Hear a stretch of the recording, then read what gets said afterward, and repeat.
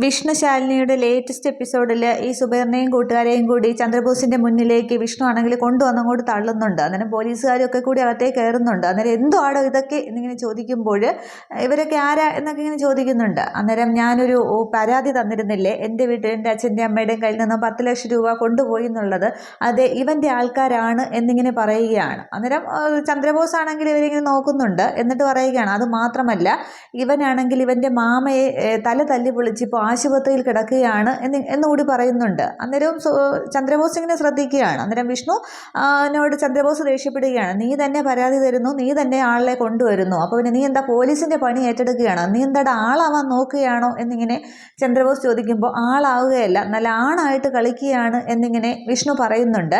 അന്നേരമാണെങ്കിൽ ഈ പറയുന്നതിൽ എന്തെങ്കിലും സത്യമുണ്ടോടാ എന്നിങ്ങനെ ഈ പിള്ളേരെ നിന്നിങ്ങനെ ഈ നസീറിനോടും കൂട്ടുകാരോടും ഒക്കെ ഈ ചന്ദ്രബോസ് ചോദിക്കുകയാണ്. അന്നേരം സാറേ ഈ പറയുന്നതൊക്കെ വെറും പച്ചക്കള്ളമാണ്, വെറുതെ സംസാരിച്ചുകൊണ്ടിരുന്ന ഞങ്ങളെയാണ് പിടിച്ചുകൊണ്ടിരിക്കുന്നത്, ഇവൻ എൻ്റെ മാമയുടെ വീട്ടിലെ വാടകക്കാരാണ്, വീട് ഒഴിയണമെന്ന് പറഞ്ഞിരുന്നു, അതിൻ്റെ ഒരു ചുരുക്കാണ് അവൻ ഈ കാണിക്കുന്നത്, അല്ലാതെ ഇതിലൊന്നും യാതൊരു വാസ്തവമില്ല.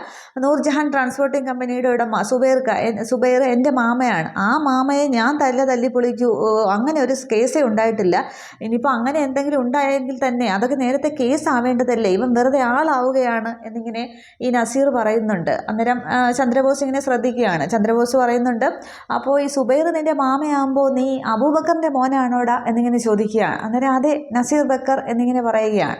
അന്നേരം ബാപ്പയും ഞാനും നല്ല സുഹൃത്തുക്കളാണ്, കഴിഞ്ഞ വരവിന് ഞങ്ങളൊന്ന് കണ്ടിരുന്നു എന്നിങ്ങനെ പറയുമ്പോൾ ഈ നസീറിന് ആകപ്പാടെ സന്തോഷമാകുന്നുണ്ട്. അന്നേരം ഒരു നെഗറ്റീവ് ഫിലിം എന്ന പോലെ ഈ ചന്ദ്രബോസും ഈ നസീറിൻ്റെ ബാപ്പയും കൂടി സംസാരിക്കുന്ന ഒരു സീനൊക്കെ കാണിക്കുന്നുണ്ട്. അന്നേരം വിഷ്ണുവിനും കമലിനും കാര്യം പിടികിട്ടുകയാണ്, സംഭവം നേരെ തിരിയുന്നു എന്നുള്ളത്. അന്നേരം ഇവരാണ് കാശെടുത്തതെന്ന് വീണ്ടും വിഷ്ണു ഉറപ്പിച്ച് പറയുമ്പോൾ ഇവൻ്റെ ആളുകളാണ് എടുത്തതെന്ന് പറയുന്നുണ്ട്. അന്നേരം ആ ആളുകൾ നിന്നോട് പറഞ്ഞോ, ഇവൻ പറഞ്ഞിട്ടാണ് ചെയ്തതെന്ന് വിഷ്ണുവിനോട് വീണ്ടും ഈ ചന്ദ്രബോസ് ചോദിക്കുന്നുണ്ട്. അന്നേരം ഇവനെ അങ്ങോട്ട് ലോക്കപ്പിലേക്ക് ഇട്ട് നല്ല 4 പെട കൊടുത്താൽ ഇവനൊക്കെ തത്ത പറയും പോലെ പറയുമെന്ന് പറഞ്ഞിട്ട് നസീറിൻ്റെ കോളറിന് വിഷ്ണു ചുറ്റി പിടിക്കുമ്പോൾ വിഷ്ണുവിനെ പിടിച്ചങ്ങോട്ട് മാറ്റുന്നുണ്ട് ചന്ദ്രബോസ്. എന്നിട്ട് പറയുകയാണ്, ഭാര്യ കളക്ടറാണെന്ന് കരുതി എന്ത് തോന്നിയാസം കാണിക്കാമെന്ന് കരുതിയോ, നീ എന്താ പോലീസിൻ്റെ പണി പോയി ചെയ്യുകയാണോ, എനിക്കിപ്പോൾ യൂണിഫോം ഇട്ടുകൊണ്ട് വാടാ എന്നൊക്കെ ഇങ്ങനെ അതും കൂടി ഇട്ടാൽ പോരെ, അതോ നീ ഇനി പിന്നെ നിൻ്റെ പഴയ ഗുണ്ടായുസം തിരിച്ച് കൊണ്ടുവന്നോ എന്നിങ്ങനെ ചോദിക്കുകയാണ്. നീ പോലീസിൻ്റെ പണിയൊന്നും ചെയ്യാൻ നിൽക്കേണ്ട, അതിനൊക്കെ ഇവിടെ വേറെ ആളുകളുണ്ട്, പിന്നെ ഞങ്ങൾ എന്തിനാ ഇരിക്കുന്നത് എന്നൊക്കെ ഇങ്ങനെ ചന്ദ്രബോസ് ചോദിക്കുന്നുണ്ട്. പക്ഷേ വിഷ്ണു ആണെങ്കിൽ ഇങ്ങനെ മിണ്ടാതെ തന്നെ നിൽക്കുകയാണ്. വിഷ്ണുവിന് സംഭവം മനസ്സിലാകുന്നുണ്ട്, ഇനി ഒന്നും അവിടെ നടക്കില്ല എന്നുള്ളത്. തുടർന്നാണെങ്കിൽ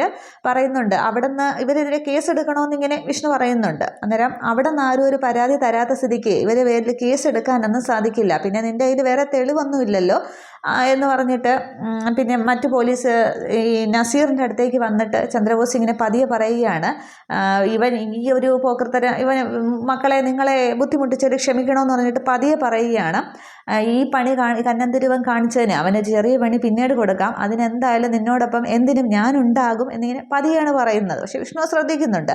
എന്നിട്ട് ഇപ്പോൾ പൊയ്ക്കോളൂ എന്ന് പറയുകയാണ്. തുടർന്ന് വേറെ കോൺസ്റ്റബിളെ വിളിച്ചിട്ട് ഇതെൻ്റെ സുഹൃത്തിൻ്റെ മകനും കൂട്ടുകാരുമാണ്, അവർ പോലീസ് വണ്ടിയിൽ തന്നെ വീട്ടിലേക്ക് കൊണ്ടാക്കണമെന്ന് പറയുകയാണ്. അതിനു മുന്നേ വിഷ്ണുവിനോട് പറയുന്നുണ്ട്, ഇനി നീ കേസ് എടുക്കേണ്ടത് ഇനി നിൻ്റെ പേരിലാണ്, നീ ഇവനെ തല്ലിയിടാൻ ചോദിക്കുകയാണ്. അന്നേരം നല്ല അസലായിട്ട് തല്ലി എന്ന് പറയുകയാണ്. അന്നേരം നീ ഇപ്പോൾ നിൽക്കുന്നതേ പഴയ ചന്ദ്രബോസിൻ്റെ മുന്നിലല്ല, പുതിയൊരു ചന്ദ്രബോസിൻ്റെ മുന്നിലാണ്, അപ്പോൾ മര്യാദയ്ക്ക് നിന്നാൽ എൻ്റെ കൈ തണ്ടയിൽ വന്ന് വീഴാതിരുന്നാൽ ശ്രമിച്ചാലും നിനക്ക് കൊള്ളാം എന്ന് പറഞ്ഞിട്ട് വിഷ്ണുവിൻ്റെ തോളിൽ ഇങ്ങനെ പിടിച്ചിട്ട് ചെറുതായിട്ടൊന്ന് അമർത്തി ആണ് സംസാരിക്കുന്നത്. വിഷ്ണു ആകപ്പാട് ദേഷ്യം കൊണ്ടിരിക്കുകയാണ്. എന്നിട്ട് കാലം വരുമ്പോൾ യൂറിൻ ഇൻഫെക്ഷനൊന്നും ഇല്ലാതെ മര്യാദയ്ക്ക് അങ്ങോട്ട് പോവാം, എൻ്റെ കയ്യിൽ വന്ന് പെടാതിരുന്നാൽ, അല്ലെങ്കിൽ സമ്മതിക്കൂല മോനെ, ഇത് വേറെ ചന്ദ്രബോസാണ്, മര്യാദയ്ക്ക് നിന്നാൽ നിനക്ക് കൊള്ളാം എന്നിങ്ങനെ വിഷ്ണുവിനോട് പറയുന്നുണ്ട്. അതിനുശേഷമാണ് ഇവരോട് പൊയ്ക്കോളാൻ പറയുന്നത്. തുടർന്ന് നസീർ അങ്ങോട്ട് ഇറങ്ങുമ്പോൾ വിഷ്ണു ഇങ്ങനെ രൂക്ഷമായിട്ട് നോക്കുന്നുണ്ട്. വിഷ്ണുവും അതേപോലെ നോക്കി നിൽക്കുകയാണ്. തുടർന്ന് അവരവിടെ നിന്ന് പോകുന്നുണ്ട്. തുടർന്ന് അവരെല്ലാം പോകുന്നത് വിഷ്ണു ഇങ്ങനെ നോക്കി നിൽക്കുന്നുണ്ട്. തുടർന്ന് വിഷ്ണുവിൻ്റെ അടുത്തേക്ക് ചെന്ന് ചന്ദ്രബോസ് ചോദിക്കുന്നുണ്ട്, കണ്ടോടാ വാദി എത്രയും പെട്ടെന്നാണ് പ്രതിയായത്, അതാണ് ഈ പോലീസ് യൂണിഫോമിൻ്റെ ഒരു പവർ എന്ന് പറയുന്നത്, വാദിയെ പ്രതിയാക്കാനും പ്രതിയെ കുറ്റവാളിയാക്കാനും ചിലപ്പോൾ കൊലയാളിയാക്കാൻ വരെ ഈ യൂണിഫോമിന് കഴിയും, അതാണ് അതിൻ്റെ ഒരു പവർ, അതെല്ലാം നമ്മുടെ ഈ പേന തുമ്പിലാണ് ഇരിക്കുന്നത്, ഇനി നീ കൂടുതൽ ഇവിടെ കിടന്ന് ഷോ കാണിച്ചാൽ ആ പേന കൊണ്ട് നിൻ്റെ നെഞ്ചത്തോട്ട് ഞാൻ അങ്ങോട്ടൊരു അങ്ങോട്ട് പോറും, അത് നിൻ്റെ ആയുർരേഖയുടെ കുറുകെ ആവാതിരിക്കും ഉണ്ടാവാതിരിക്കാനായിട്ട് നീ അങ്ങോട്ട് ശ്രമിക്ക് എന്നിങ്ങനെ പറയുമ്പോൾ വിഷ്ണുവിന് അകപ്പാട് ദേഷ്യം വരുന്നുണ്ട്. വിഷ്ണു ഇങ്ങനെ ചിരിച്ചുകൊണ്ട് ചോദിക്കുകയാണ്, ചന്ദ്രബോസേ, ഞാൻ ഇത്രയും നേരം ഒരക്ഷരം മിണ്ടാതെ ഇതങ്ങോട്ട് കേട്ടുകൊണ്ട് നിന്നത് നീ എത്രത്തോളം അങ്ങോട്ട് ആടി തകർക്കും എന്നുള്ളത് കാണാൻ തന്നെയാണ് എന്നിങ്ങനെ പറയുന്നുണ്ട്. നീ ഇപ്പോൾ ഒരു പോലീസിൻ്റെ കർത്തവ്യവും ഒക്കെ പറഞ്ഞല്ലോ, അതൊക്കെ പക്ഷേ അതിൻ്റെ ഒരു അധ്യായത്തിൽ പക്ഷാഭേദമില്ലാതെ ചുമതലകൾ നിർവഹിക്കുക എന്നുള്ളതാണ്. അതാണോ ചന്ദ്രബോസെ ഇപ്പോൾ ഇവിടെ നടന്നത്? ഇവിടെയാണെങ്കിൽ നീ നിൻ്റെ ഉത്തരവാദിത്തങ്ങളൊക്കെ മറന്നുകൊണ്ട് മാസാമാസം കർത്തവ്യം ഒന്നും ചെയ്യാതെ ശമ്പളവും കിമ്പളവും ഒക്കെ വാങ്ങിക്കുന്ന നീയും പകൽ മാന്യനായിട്ട് നടന്നിട്ട് രാത്രി തലയിൽ കൂടി മുണ്ടിട്ട് വ്യഭിചരിക്കാൻ പോകുന്നവനും തമ്മിൽ എന്ത് വ്യത്യാസമാണോ ഉള്ളത് എന്നിങ്ങനെ വിഷ്ണു ചോദിക്കുമ്പോൾ ചന്ദ്രബോസിന് ആപ്പാടെ പെട്ടെന്ന് ദേഷ്യം വരികയാണ്. ഡാ എന്നും പറഞ്ഞിട്ട് വിഷ്ണുവിൻ്റെ ആ ഷർട്ടിൻ്റെ കോളറിനെ കുത്തിപ്പിടിക്കുമ്പോൾ കൈ എടുക്കടാ എന്ന് പറഞ്ഞിട്ട് വിഷ്ണു ചന്ദ്രബോസിൻ്റെ കൈ അങ്ങോട്ട് തട്ടി മാറ്റുന്നുണ്ട്. എന്നിട്ട് പറയുകയാണ്, എൻ്റെ ഭാര്യയെ കുത്തിയ കേസിലും എൻ്റെ ലോറിയിൽ സ്പിരിറ്റ് വെച്ച കേസിലും നിൻ്റെ കൈ ഉണ്ടെന്ന് എനിക്ക് വ്യക്തമായിട്ട് അറിയാം.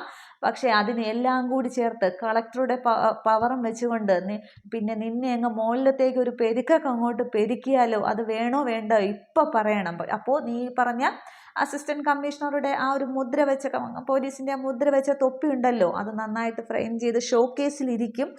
എന്ത് വേണം എന്നിങ്ങനെ ചോദിക്കുമ്പോൾ ചന്ദ്രബോസിന് ആകെ ഒരു പേടി വരുന്നുണ്ട്. ചന്ദ്രബോസ് ഇങ്ങനെ വിഷ്ണുവിനെ തന്നെ നോക്കി നിൽക്കുകയാണ്. തുടർന്നും പറയുന്നുണ്ട്, നസീറിനെ നീ വേണമെങ്കിൽ ഇപ്പോൾ രക്ഷിച്ച് നിർത്തിക്കോ, പക്ഷേ ഇതെല്ലാം ചെയ്തത് ആ അവനാണെന്ന് അവനെ കൊണ്ട് തന്നെ ഞാൻ പറയിപ്പിക്കും.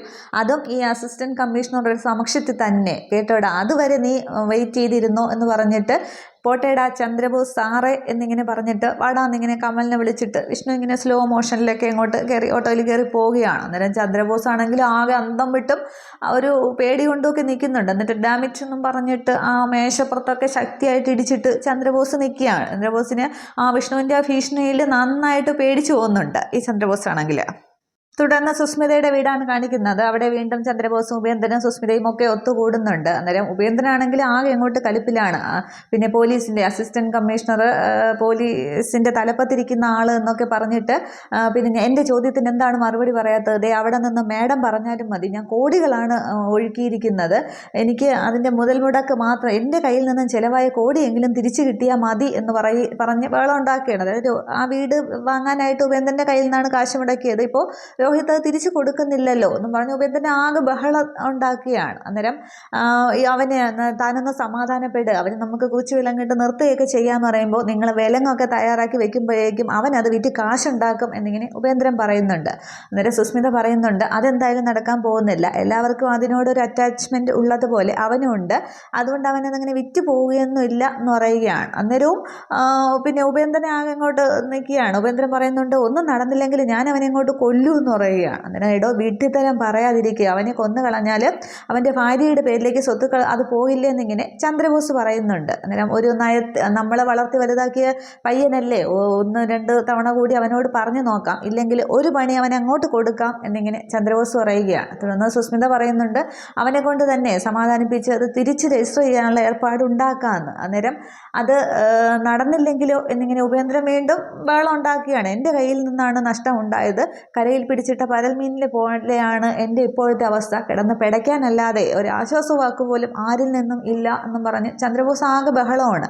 അന്നേരം അത് അവനെ കൊണ്ട് സമ്മതിപ്പിക്കുക തന്നെ ചെയ്യാം, ഇല്ലെങ്കിൽ അതിനുള്ള പണി അവന് മേലെ കൊടുക്കാം എന്നിങ്ങനെ പറഞ്ഞിട്ട് സുസ്മിത അടുത്ത പ്ലാൻ എന്തോ മനസ്സിൽ കാണുന്നുണ്ട്, ഈ രോഹിത്തിനെ കൊണ്ട് ഈ സ്വത്ത് വകകളൊക്കെ തിരിച്ചെഴുതിപ്പിക്കാനായിട്ട്. അതേസമയം രാഘവൻ നായരാണെങ്കിൽ റോഡിലൂടെ ഇങ്ങനെ ഒരു ഓർമ്മയിൽ ഒരു ബോധമൊന്നും ഇല്ലാതെ ഇങ്ങനെ നടന്നു പോവുകയാണ്. ചുറ്റുമൊക്കെ നോക്കുന്നുണ്ട്, ഇടയ്ക്ക് റോഡിന് സൈഡിൽ നിന്ന് മധ്യത്തേക്ക് കയറുന്നുണ്ട്.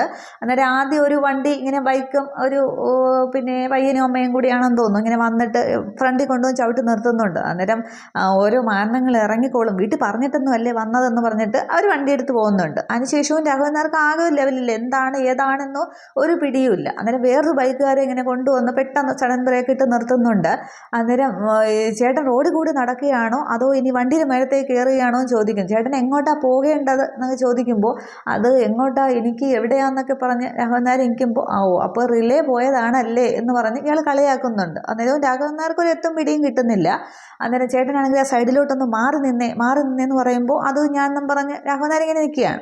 ഈ സമയത്ത് ആണെങ്കിൽ രോഹിത്ത് ഓട്ടോയിൽ വരുന്നുണ്ട്. അന്നേരം രോഹിത്ത് ഈ രാഘവൻ നായരെ കഴിഞ്ഞങ്ങ് പോവുകയാണ്. അന്നേരം അച്ഛനാണല്ലോ എന്ന് പറഞ്ഞിട്ട് വണ്ടി നിർത്താൻ പറഞ്ഞിട്ട് ഇപ്പോൾ വരാമെന്ന് പറഞ്ഞിട്ട് രോഹിത്ത് ഓട്ടോയിൽ നിന്ന് ഇറങ്ങിയിട്ട് അച്ഛൻ എന്താ ഇവിടെ എന്ന് പറഞ്ഞ് ചെന്നങ്ങോട്ട് പിടിക്കുകയാണ്. അന്നേരം ഞാൻ എന്താ ഇവിടെ, അതാണ് ഞാനും ചോദിക്കുന്നത്. അല്ല നീ എന്താ ഇവിടെയും ചോദിക്കുന്നുണ്ട്.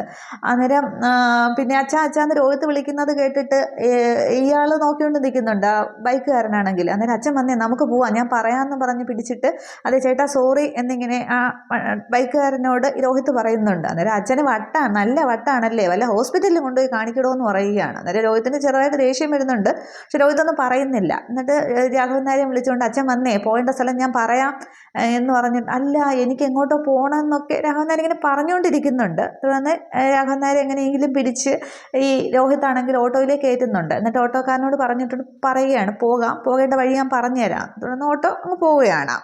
ഇതേ സമയം അവിടെ ഹോസ്പിറ്റലിൽ സുബൈർക്ക ഇങ്ങനെ കിടക്കുന്നുണ്ട്. പക്ഷേ സുബൈർക്കയുടെ രണ്ട് കണ്ണിൽ നിന്ന് ഇങ്ങനെ കണ്ണീര് പോവുകയാണ്. അന്നേരം നൂറാണെങ്കിൽ സമാധാനിപ്പിക്കുന്നുണ്ട്. അപ്പച്ചി എന്തിനാ ഇങ്ങനെ വിഷമിപ്പിക്കുന്നത്, അപ്പച്ചിക്ക് ഞാനില്ലേ, ഉമ്മച്ചി മരിക്കുമ്പോൾ വാപ്പച്ചി ഏൽപ്പിച്ചിട്ടല്ലേ പോയത്, അപ്പോൾ പിന്നെ എന്നെ നോക്കാൻ വേറെ ആരാ ഉള്ളത്, വാപ്പച്ചി ഇങ്ങനെ കിടത്തുകയൊന്നുമില്ല, പെട്ടെന്ന് സുഖമാവും എന്നൊക്കെ പറഞ്ഞ് ഇങ്ങനെ നൂറം കരയുകയും ചെയ്യുന്നുണ്ട്, ആശ്വസിപ്പിക്കുകയും ചെയ്യുന്നുണ്ട്. ഈ സമയത്ത് അനൂപ് അകത്തേക്ക് വരുന്നുണ്ട്. തുടർന്ന് അനൂപ് എപ്പോൾ വന്നു ചോദിക്കുമ്പോൾ ഇപ്പോൾ വന്നേ ഉള്ളൂ എന്ന് പറയുന്നുണ്ട്. തുടർന്ന് നൂറങ്ങ് സങ്കടപ്പെടുന്ന കാണുമ്പോൾ അനൂപ് ആശ്വസിപ്പിക്കുന്നുണ്ട്, സങ്കടപ്പെടുകയൊന്നും വേണ്ട, അപ്പച്ചി നമുക്ക് ബാംഗ്ലൂർ ഏതെങ്കിലും ഹോസ്പിറ്റലിൽ കൊണ്ടുപോകാം, അപ്പോൾ ചികിത്സിക്കുമ്പോൾ ഈ കിടപ്പൊന്നും കിടക്കില്ല, നേരെ ആകും എന്നൊക്കെ പറയുമ്പോൾ ഒരു ദിവസം പോലും വിശ്രമിക്കണമെന്ന് പറയാത്ത എൻ്റെ വാപ്പച്ചിയാണ്, ഇങ്ങനെ അവസ്ഥ ഉണ്ടോ എന്നൊക്കെ പറയുമ്പോൾ അനൂപ് ഒരുപാട് ആശ്വാസവാക്കൊക്കെ ഈ നൂറിനോട് പറയുന്നുണ്ട്. എന്നിട്ട് ഈ നൂറ് പറയുകയാണ്, എൻ്റെ വാപ്പച്ചി ഇങ്ങനെ ഒരു അവസ്ഥയിലാക്കിയവൻ അനുഭവിക്കുക തന്നെ ചെയ്യുമെന്ന് പറയുമ്പോൾ താൻ എന്തൊക്കെയാണ് പറയുന്നത്, തൻ്റെ കൂടെ ഏതിനും ദുഃഖങ്ങളൊക്കെ ഷെയർ ചെയ്യാനും ഇപ്പം ഞാൻ കൂടെ ഇല്ലേ, അപ്പോൾ പിന്നെ എല്ലാം ശരിയാകുക തന്നെ ചെയ്യും, എന്തിന് ഞാനുണ്ട് കൂടെ എന്നിങ്ങനെ പറഞ്ഞുകൊണ്ട് നിൽക്കുമ്പോൾ സുബൈദ ആണെങ്കിൽ ഇക്കാക്കാന്നും പറഞ്ഞ് ഓടിക്കൊണ്ട് കരഞ്ഞ് നിലവിളിച്ചുകൊണ്ട് വരികയാണ്. അന്നേരം അനൂപ് അങ്ങോട്ട് മാറി നിൽക്കുന്നുണ്ട്. എന്നിട്ട് ഇത് എങ്ങനെയാണ് സംഭവിച്ചത്, എന്നോട് ആരും ഒന്നും പറഞ്ഞില്ലല്ലോ, ഇത്രയൊക്കെ സംഭവിച്ചല്ലോ എന്നും പറഞ്ഞിട്ട് ആകെ ഒരു ബഹളം തന്നെയാണ്. അന്നേരം നൂറാണെങ്കിൽ ഇങ്ങനെ അനൂപിനെ നോക്കുന്നുണ്ട്. അപ്പോൾ അനൂപ് ഇങ്ങനെ തല ഉരുക്കുകയാണ്. അതായത് പുറത്തേക്ക് ഇറങ്ങാനാണ് നൂറ് പറയുന്നത്. അനൂപിനത് മനസ്സിലാവുന്നുണ്ട്. അനൂപ് ഇങ്ങനെ പുറത്തേക്ക് ഇറങ്ങി നിൽക്കുന്നുണ്ട്. അന്നേരമാണെങ്കിൽ വീണ്ടും ഈ പിന്നെ സുബൈദ അങ്ങോട്ട് ബഹളം വെച്ച് കരയുകയാണ്. എന്ത് സംഭവിച്ചു, വീണ്ടും എന്നെ ആരും അറിയിച്ചില്ല, ഇത് കിടപ്പ് കാണാനായിട്ട് എനിക്ക് പറ്റുന്നില്ല എന്നൊക്കെ പറഞ്ഞ് ബഹളം വെച്ചുകൊണ്ടിരിക്കുമ്പോൾ വെളിയിൽ നിന്ന് ഈ നസീർ ആണെങ്കിൽ അകത്തേക്ക് കയറുന്നുണ്ട്. അന്നേരം വെളിയിലേക്ക് ഇറങ്ങുന്ന അനൂപിനെയാണ് കാണുന്നത്. അന്നേരം നീ എന്താടാ ഇവിടെ എന്ന് ചോദിക്കുന്നുണ്ട്. പക്ഷേ അനൂപാണെങ്കിൽ ഒരക്ഷരമിണ്ടാതെ അങ്ങ് വെളിയിലേക്ക് ഇറങ്ങി മാറി നിൽക്കുകയാണ് ചെയ്യുന്നത്. തുടർന്ന് ഈ നസീർ ഇങ്ങനെ അകത്തേക്ക് കയറുമ്പോൾ നൂറിങ്ങനെ നസീറിനെ തന്നെ നോക്കുന്നുണ്ട്. അന്നേരം എന്താ സംഭവിച്ചത്, വാപ്പച്ചിക്ക് ഈ ഒരു ഗതി വരുത്തിയല്ലോ, അവൻ അനുഭവിക്കും എന്നൊക്കെ ഇങ്ങനെ സുബൈദ പറഞ്ഞുകൊണ്ടിരിക്കുകയാണ്. അന്നേരം നൂറാണെങ്കിൽ നസീറിൻ്റെ മുഖത്തേക്ക് തന്നെ നോക്കി പറയുന്നുണ്ട്, വാപ്പച്ചി ആരും ഉപദ്രവിച്ചതല്ലല്ലോ, വീണതല്ലേ, കുളിമുറിയിൽ കാല് തെറ്റി വീണു, അങ്ങനെയല്ല നസീർക്ക് എന്ന് ചോദിക്കുകയാണ്. അന്നേരം നസീറൊന്നും മിണ്ടുന്നില്ല. നസീറിന് ആദ്യം ഒരു ചെറിയ പേടി പോലെ കാണിക്കുന്നുണ്ട്. പക്ഷേ സുബൈദ പറയുകയാണ്, ഇവൻ പറഞ്ഞത് ഇരുട്ടത്ത് ആരോ ആക്രമിച്ചു എന്നാണല്ലോ എന്ന്. അന്നേരം അത് ആരാന്ന് ചോദിക്കുമ്പോൾ അത് ആരാണെന്നൊന്നും എനിക്കറിയില്ല, എല്ലാം അറിയാവുന്ന ആൾ നസീർക്കയല്ലേ, അപ്പോൾ പിന്നെ ആരാ ഇരുട്ടത്ത് പതിയിരുന്നതെന്ന് നസീർക്കായോട് തന്നെ ചോദിക്കാമായിരുന്നില്ലേ എന്നും പറഞ്ഞ് നൂറ് വീണ്ടും അങ്ങ് സംസാരിക്കുമ്പോൾ നസീറിന് ദേഷ്യം വരുന്നുണ്ട്. അതെ, കൂടുതൽ ഡയലോഗൊന്നും വേണ്ട, ദേ വാപ്പച്ചിൻ്റെ മാമ ഇങ്ങനെ കിടക്കുന്ന കണ്ടില്ലേ, അപ്പോൾ നിൻ്റെ കാര്യങ്ങളൊക്കെ ഇനി ഞാനാണ് തീരുമാനിക്കുന്നത് എന്നിങ്ങനെ പറയുന്നുണ്ട്. അന്നേരവും പിന്നെ സുബൈദയ്ക്ക് സംഭവം ഒന്നും നസീറാണ് ചെയ്തതെന്നുള്ളത് സുബൈദയ്ക്ക് പിടികിട്ടുന്നുമില്ല, മനസ്സിലാവുന്നുമില്ല. അന്നേരവും ഈ നൂറ് പറയുന്നുണ്ട്, എന്നാലും അവർ അനുഭവിക്കുക തന്നെ ചെയ്യും എന്നൊക്കെ പറയുമ്പോൾ എല്ലാ ഇരുട്ടത്ത് പതിയിരുന്നവൻ ആരാണെന്ന് കണ്ടുപിടിക്കണം, നസീർക്കായ്ക്ക് അറിയായിരിക്കും എന്നൊക്കെ പറയുമ്പോൾ നസീറിന് ദേഷ്യം വരുന്നുണ്ട്. തുടർന്ന് മര്യാദയ്ക്ക് ഞാൻ പറയുന്നത് കേട്ട് പിന്നെ മര്യാദയ്ക്ക് നിന്നാൽ നിനക്ക് കൊള്ളാം, ഇനി ഞാൻ പറയുന്നത് പോലെ കാര്യങ്ങൾ നടക്കുകയുള്ളൂ, പിന്നെ ഇരുട്ടത്ത് പതിയിരുന്നവൻ്റെ കാര്യം അതാരാണെന്ന് ഞാൻ ഇപ്പോൾ തന്നെ കണ്ടുപിടിക്കുന്നുണ്ട്, അത് കഴിഞ്ഞിട്ട് ബാക്കി കാര്യങ്ങൾ ഒന്ന് രണ്ട് കാര്യങ്ങൾ കൂടി ഉണ്ട് എന്ന് പറഞ്ഞിട്ട് ദേഷ്യപ്പെട്ട് നസീർ ഇനി പുറത്തേക്ക് ഇറങ്ങുകയാണ്. അന്നേരം സുബൈദ ഈ നൂറിനോട് പറയുന്നുണ്ട്, നിനക്ക് ഇനിയെങ്കിലും അവനോട് കുറച്ച് മയത്തിൽ പെരുമാറിക്കൂടെ, ഇനി കാര്യങ്ങളൊക്കെ നോക്കാൻ അവൻ മാത്രമേ ഉള്ളൂ, ആപത്ത് കാലത്ത് നമ്മളെ കൂടെയുള്ളവരെ നോക്കുന്നവരുടെ കൂടെയല്ലേ നമ്മൾ നിൽക്കേണ്ടത് എന്നൊക്കെ പറയുമ്പോഴും പിന്നെ നൂറൊന്നും മിണ്ടുന്നില്ല. പക്ഷേ സുബൈർ അങ്ങ് കരയുകയാണ്. എന്ന് പറയുന്നുണ്ട്, ഇക്കാക്ക ഇനി ഞാൻ ഒന്നും പറഞ്ഞ് വിഷമിപ്പിക്കുന്നില്ല, ഇവളെ ഞാൻ എൻ്റെ ഇക്കാക്കയുടെ മോളായിട്ടല്ല എൻ്റെ സ്വന്തം മോളെ പോലെയാണ് കണ്ടിട്ടുള്ളത്, ഇവളെന്താ അതൊന്നും മനസ്സിലാക്കാത്തത് എന്നൊക്കെ ഇങ്ങനെ പറയുന്നുണ്ട്. പക്ഷേ നസീർ ഈ സുബൈർക്കായൻ കരയുകയാണ്. ഈ സുബൈദയാണെങ്കിൽ കണ്ണീരൊക്കെ തുടച്ചു കൊടുക്കുന്നുണ്ട്. അവർക്ക് ആ ഒരു വിഷമം നന്നായിട്ടുണ്ട്. തുടർന്ന് ഈ നസീർ വീണ്ടും വെളിയിലേക്ക് ഇറങ്ങുമ്പോൾ അവിടെ വീണ്ടും ആ വാതിൽക്കൽ അനൂപ് നിൽക്കുകയാണ്. അന്നേരം നീ ഇതുവരെ പോയില്ലേ എന്ന് ചോദിക്കുകയാണ്. എന്താ നിൻ്റെ ഉദ്ദേശമെന്ന് ചോദിക്കുമ്പോൾ സുഹൃത്തെ ഞാൻ പോവുകയോ പോകാതിരിക്കുകയോ ചെയ്യാം, അത് നിന്നോട് പറയേണ്ട ആവശ്യമില്ല എന്ന് പറയുമ്പോൾ എന്താ നിൻ്റെ ഉദ്ദേശമെന്നും പറഞ്ഞ് അവൻ്റെ ഷർട്ടിനൊക്കെ കയറി പിടിക്കുകയാണ്. വീണ്ടും തടഞ്ഞു നിർത്തുന്നുണ്ട്. അന്നേരം പിന്നെ എനിക്ക് അതൊന്നും നിങ്ങളോട് പറയേണ്ട ആവശ്യമില്ല, പിന്നെ നമ്മൾ തമ്മിൽ ഇങ്ങനെ ഒരു സീൻ സംസാരിക്കേണ്ട ആവശ്യം പോലും ഇല്ല എന്നിങ്ങനെ പറയുമ്പോഴും നസീർ ദേഷ്യപ്പെടുകയാണ്. നീയാണ് എല്ലാ പ്രശ്നങ്ങളും, നമ്മളെ കുടുംബത്തിലെ പ്രശ്നങ്ങൾക്കെല്ലാം കാരണം, എൻ്റെ നൂറ് എന്നിൽ നിന്നും അകലാനുള്ള കാരണവും നീ തന്നെയാണ് എന്ന് പറയുമ്പോൾ ഈ അനു പറയുന്നുണ്ട്, നീ പറഞ്ഞല്ലോ നൂറ് നല്ല പെൺകുട്ടിയാണ്, നിന്നിൽ നിന്നും അകന്നു എന്നുള്ളത്, പക്ഷെ എപ്പോഴെങ്കിലും നിന്നോട് അടുത്തിട്ടുണ്ടോ എന്നുകൂടി ഞാൻ ചിന്തിച്ച് നോക്കൂ എന്ന് പറയുമ്പോൾ നസീറിന് ദേഷ്യം വന്ന് വീണ്ടും ഈ അനൂപിൻ്റെ ഷർട്ടിന് കുത്തി പിടിക്കുന്നുണ്ട്, ഡാ എന്ന് പറഞ്ഞിട്ട്. അന്നേരം ഇതൊരു ഹോസ്പിറ്റലാണ്, നീ ഇങ്ങനെ മര്യാദയില്ലാതെ പെരുമാറുന്നു എന്ന് കരുതി നിന്നോളം തരം താഴ്ന്നവനല്ല ഞാൻ, അതുകൊണ്ട് ഞാൻ എൻ്റെ മര്യാദ കാണിക്കുന്നു എന്ന് പറയുമ്പോഴും അതുകൊണ്ട് ഞാനൊരു സീൻ ഉണ്ടാക്കാൻ ഉദ്ദേശിക്കുന്നില്ല എന്ന് പറയുമ്പോഴും ഈ നസീർ അനൂപിനെ വിടാനായിട്ട് അവിടെ ഭാവമില്ല. ഇത്രയും ആകുമ്പോൾ എപ്പിസോഡ് അവസാനിക്കുന്നുണ്ട്. അപ്പോൾ ഇനിയാണ് അടുത്ത എപ്പിസോഡിലേ ആവുകയുള്ളൂ. ഈ രോഹിത് ആണെങ്കിൽ കുടുംബശ്രീയിലേക്ക് രാഘവൻ നായരെയും കൊണ്ടാണ് ചെല്ലുന്നത്. അപ്പോൾ അവരവിടെ അന്വേഷിച്ച് ചെല്ലുമ്പോൾ രാഘവൻ നായരെ എത്തിയിട്ടില്ല, അവിടെ വീട്ടിലും ചെന്നിട്ടില്ലല്ലോ. അപ്പോൾ ശാരദാമ്മ വിളിച്ച് പറയുകയാണ് ചെയ്യുന്നത്. പക്ഷേ പിന്നീട് രാഘവൻ നായരെ രോഹിത് കൊണ്ടുപോകുമോ ഇല്ലയോ എന്നുള്ളതൊക്കെയാണ് അടുത്ത എപ്പിസോഡിൽ. അങ്ങനെയാണെങ്കിൽ ചിലപ്പോൾ രാഘവൻ നായരുടെ അസുഖമൊക്കെ ഭേദമാകുമല്ലോ, സത്യഭാമയൊക്കെ കൊണ്ടുപോകുമോ, മാപ്പൊക്കെ പറഞ്ഞ് കൊണ്ടുപോകുമോ, ശ്യാമയും പപ്പിയും ഒക്കെ, അതൊക്കെ അടുത്ത എപ്പിസോഡിൽ കാണാം. Okay, thank you.